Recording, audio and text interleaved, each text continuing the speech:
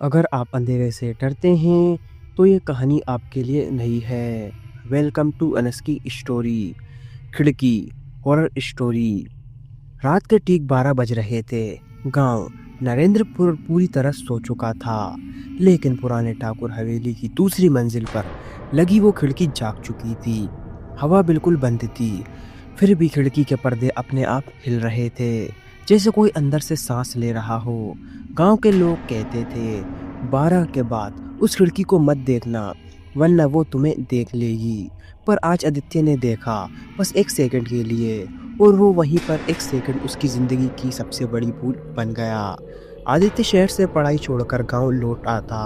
उसे इन भूत प्रेत की बातों पर बिल्कुल भी भरोसा नहीं था। उस रात वह हवेली के सामने खड़ा था, मोबाइल से वीडियो बना रहा था।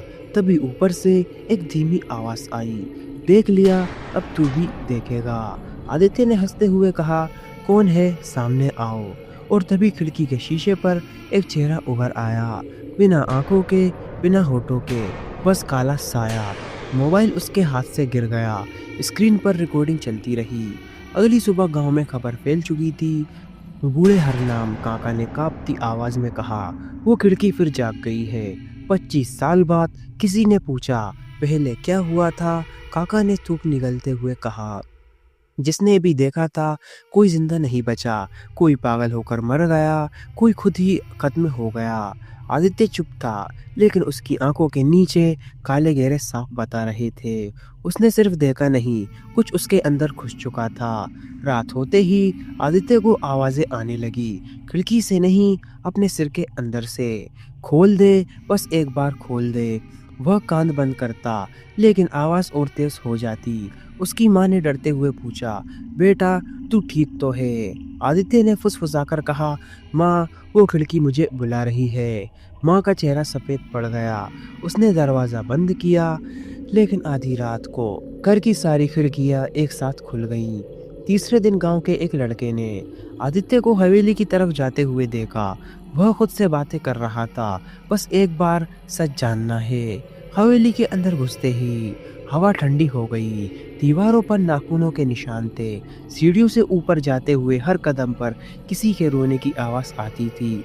दूसरी मंजिल पर वही खिड़की थी, अब बिल्कुल साफ। शीशे के उस पार एक और कमरा दिख रहा था, जो हवेली में नहीं था। खिड़की के पास पहुंचते ही आदित्य ने अपना चेहरा देखा, लेकिन वो उसका नहीं था, वो किसी और का था, पर बहुत पुराना था, चला हुआ। तभी पीछे से आवाज आई, तू पहला नहीं है। आदित्य पलटा, वह एक औरत खड़ी थी, सफेद साड़ी में, गर्दन टेढ़ी। उसने कहा, हम सब ने देखा था, हम सब भी यही हैं। दीवारों से हाथ निकलने लगे, हर हाथ किसी पुराने देखने वाले का था। गांव में उसी रात आदित्य की लाश मिली। आंखें खुली थी, लेकिन अंदर कुछ भी नहीं था। डॉक्टर ने कहा, दिमाग अंदर से जल चुका है। गांव वालों ने राहत की सांस ली, लेकिन सिर्फ 2 दिन के लिए। तीसरी रात एक और लड़के ने वही खिड़की देखी, फिर एक और मौत। मौत अब एक हादसा नहीं, नियम बन चुकी थी। तब गांव के सबसे पुराने पंडित ने सच बताया, ये खिड़की नहीं, एक दरवाजा है। बरसों पहले एक औरत को जिंदा बंद कर दिया गया था। उसने मरते वक्त कहा था, जो मुझे देखेगा, मैं उसे अपने साथ देखूंगी। खिड़की उसके लिए दुनिया देखने का एक रास्ता बन गई, और देखने वाले उसका रास्ता बनने लगे। गांव वालों ने हवेली को जलाने की कोशिश की। आग लगी, लेकिन सिर्फ बाकी कमरों में। खिड़की को आग छू भी नहीं पाई। उल्टा शीशा अब और चेहरे देखने लगा। बच्चे, जवान, बूढ़े, सबकी आंखें एक साथ घूमी, और एक आवाज आई, अब तुम सब देखोगे। आज हवेली बंद है, रास्ता बदल दिया गया है, लेकिन सच ये है, वो खिड़की अब हवेली में नहीं है, वो कहीं भी हो सकती है, किसी भी पुराने घर में, किसी भी मोबाइल स्क्रीन में। अगर कभी रात 12 बजे तुम्हें लगे कि कोई तुम्हें देख रहा है, तो याद रखना, तुम देख नहीं रहे, तुम्हें दिखाया जा रहा है, या फिर तुम देखे जा रहे हो। आदित्य की मौत के बाद गांव नरेंद्रपुर में रातें पहले जैसी नहीं रही। अब 12 बजे से पहले ही लोग दरवाजे खिड़कियां बंद कर लेते थे, मोबाइल बंद कर लेते थे, यहाँ तक कि आईने पर भी कपड़ा डाल देते थे। लेकिन डर तब बढ़ा जब लोगों ने महसूस किया कि खिड़की को देखने के लिए हवेली के पास जाना ज़रूरी नहीं रहा। कुछ लोगों ने कहा कि आधी रात को उनके मोबाइल की स्क्रीन अपने आप जल उठती है और उसमें वही धुंधला शीशा दिखता है। कोई नोटिफिकेशन नहीं, कोई कॉल नहीं, बस एक खिड़की और उसके उस पार खड़ा कोई जो हिलता नहीं था, सिर्फ देखता था। धीरे धीरे गांव में अजीब घटनाएं होने लगी। जो लोग खिड़की की बात सुनकर भी अनदेखा कर देते थे, वही लोग नींद में बड़बड़ाने लगे, मत देखो, मत देखो। एक औरत ने बताया कि उसने सपने में अपने ही घर की दीवार पर खिड़की देखी और उसके उस पार उसका मरा हुआ पति खड़ा था, आंखें बिल्कुल खाली। जब उसने चीख मारी तो नींद खुली, लेकिन दीवार पर गीले हाथों के निशान थे, अब भी थे।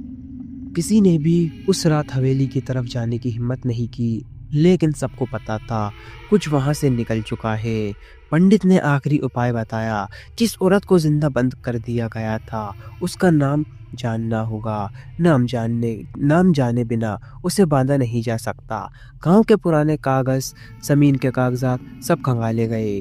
तब पता चला कि उस औरत का नाम सरस्वती था। ठाकुर हवेली की नौकरानी, उस पर इल्जाम लगाया गया था हवेली के मालिक के बेटे को मार डाला, जबकि सच्चाई ये थी कि उसने सच देख लिया था। उसे चुप कराने के लिए उसे उसी कमरे में बंद कर दिया गया जहां अब खिड़की है।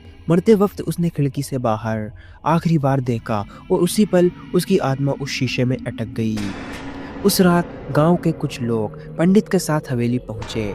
मंत्र शुरू हुए, दीप जले, लेकिन जैसे ही सरस्वती का नाम लिखा गया, खिड़की में हलचल तेज हो गई। शीशा अंदर की तरफ नहीं, बाहर की तरफ उभरने लगा, जैसे कोई बाहर निकलना चाहता हो। खिड़की के अंदर अब सिर्फ चेहरे नहीं थे, पूरी पूरी परछाइयाँ दिखने लगी। उनमें आदित्य भी था। उसकी आंखें घूमी और उसके होठ हिले। अब बहुत देर हो चुकी है।